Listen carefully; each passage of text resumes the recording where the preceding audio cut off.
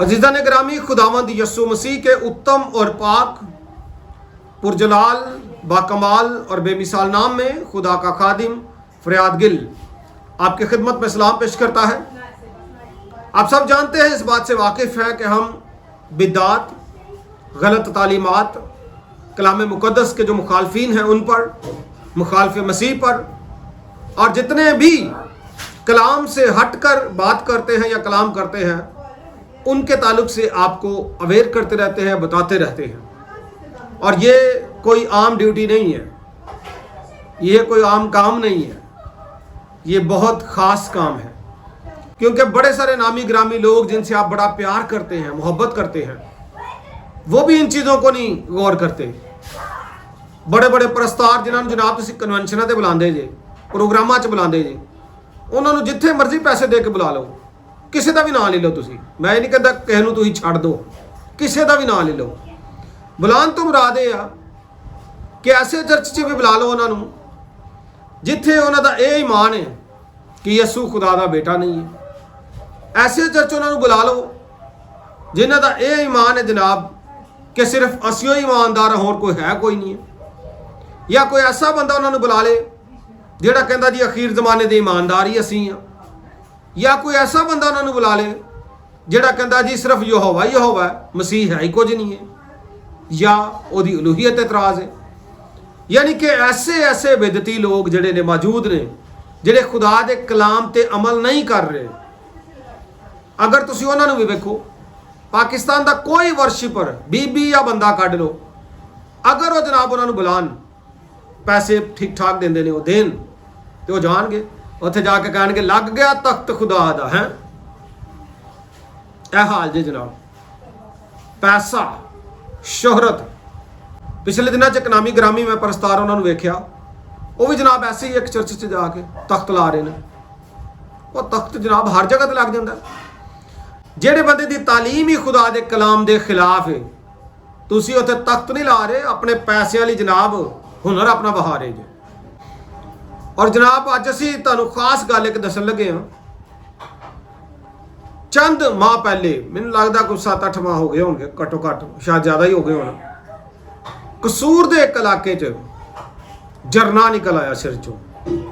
हालां असी उहदे ते आवाज़ उठाई, विलॉग में अज भी पिया कायम दायम है। सानू पहले ही पता जनाब एक काम 2 नंबर है। लोकी बेचारे साडे अदमे मार्फत का शिकार ने। उस वक्त जिहड़ी वो लड़की सी जिहदे सिर चों सारा जनाब झरना निकल रहा सी, असीं उन्हां नूं उदों ही दसता ही कि जनाब ये काम ठीक नहीं है, ये काम गलत है। गलत तो मुराद जिहड़ा ना तुसीं समझो सारा कुछ ठीक है, खुदा दा काम नहीं है तो फिर किहदा, कुछ आप भी समझ आया करो। तो जनाबे अल्लाह एक होर बंदे ने साडे नाल राबता कीता। वो जिहड़े झरने बार बार निकल रहे सन ना सिर चों तेल दे, एक तो इस्लामाबाद भी किसी इलाके चों निकले ने, वो भी इंज निकलते सन, कसूर भी इंज निकलते हैं। लोगों को तो जनाब कोई गल चाहिए, आहा हा हा पाखरू आ गया, पाखरू आ गया। उन्होंने ये नहीं पता जनाब पाखरू के पिछे ना पाखरू बड़ा बड़ा खिलवाड़ कर रही है तुहाडे नाल, जिन्हों आम तौर पर शैतान, अबलीस कहा जाता है। तो जनाब वीडियो मैनू किसी ने शेयर की है। पहले तुसी वो झरने वाला जो निकलिया वो वीडियो वेख लो, ठीक है, कईयां दे सिर तो निकलिया, कोई पास्टर साहब की बेटी है वो सिर तो भी निकलिया। उस तो बाद तुहानू एक होर वीडियो बहाने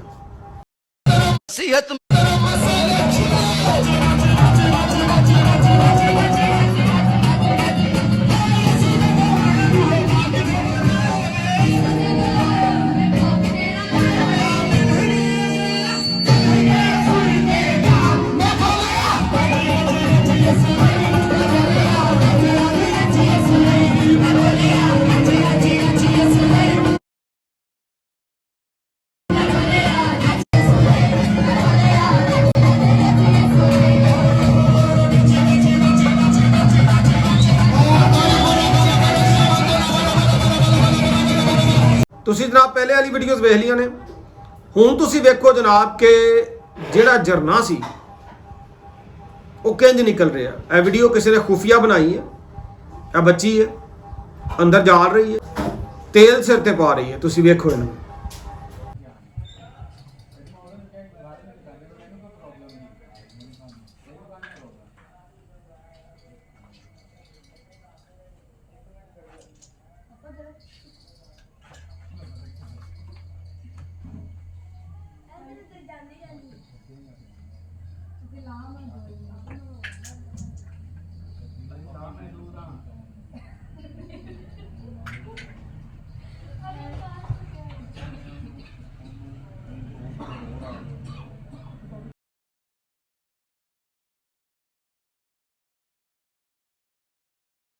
बाकी जनाब फैसला तुसी आप करना, ठीक है।